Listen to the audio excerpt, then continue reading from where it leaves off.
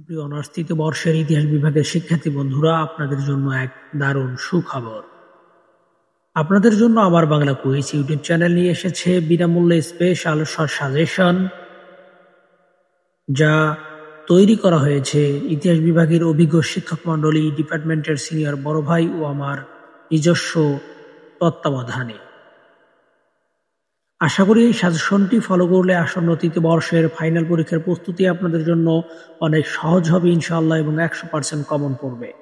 চলুন আর কথা না বাড়িয়ে মূল ভিডিওটি শুরু করা যাক।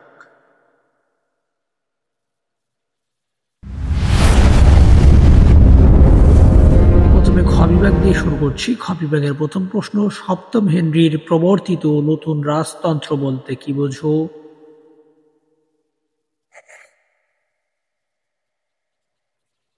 মটন ফর্ক নীতি ব্যাখ্যা করো। মঠ উচ্ছেদের ফলাফল বর্ণনা করো। রাজার খোদাই অধিকার কি? পিটিশন অফ রাইটস কি? অ্যাক্ট অফ সুপ্রিমেসি 1569 সম্বন্ধে লেখো। ইংল্যান্ডের ইতিহাসে রেস্টোরেশনের গুরুত্ব কি ছিল? জ্যাকোবাইট বিদ্রোহ পর্যালোচনা করো। গোলাপের যুদ্ধ সম্পর্কে সংক্ষেপে আলোচনা করো। লং পার্লামেন্টের কার্যকরী বর্ণনা করো। ডিসরেলি পররাষ্ট্রনীতির বৈশিষ্ট্যসমূহ আলোচনা করো। পার্লামেন্টের অ্যাক্ট 1911 দ্বারা কোন আইন প্রণীত হয়েছে? সুপ্রিয় বন্ধুরা, গ বিভাগের প্রশ্নে যাওয়ার আগে আপনাদের কাছে একটি বিশেষ অনুরোধ, ভিডিওটি ভালো লাগলে অবশ্যই ভিডিওটিতে একটি লাইক, চ্যানেলটিকে সাবস্ক্রাইব করে বেল আইকন বাজিয়ে দিবেন। স্টার চেম্বার কোড সম্পর্কে যা জানো লেখো। অষ্টম হেনরির সংস্কার পার্লামেন্টের কার্যবলী বিবরণ দাও। রানী এলিজাবেথের ধর্মীয় নীতি পর্যালোচনা করো।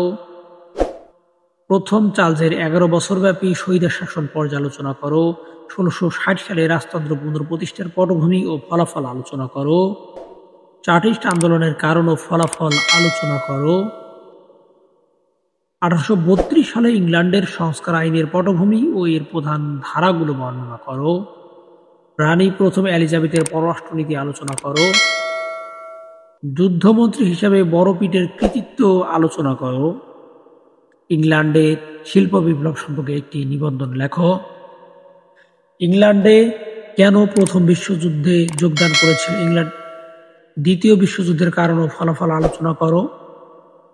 সম্মানিত ভিউয়ার্স, আজকের মতো এখানেই বিদায় নিচ্ছি। আবারও দেখা হবে অন্য কোনো ইন্টারেস্টিং ভিডিওতে। সে পর্যন্ত সবাই ভালো থাকবেন, সুস্থ থাকবেন। আর হ্যাঁ, আপনাদের মধ্যে যদি ন্যূনতম কৃতজ্ঞতা বোধ থাকে, অবশ্যই ভিডিওটিতে একটি লাইক, চ্যানেলটি সাবস্ক্রাইব করে বেল আইকন বাজিয়ে দিবেন।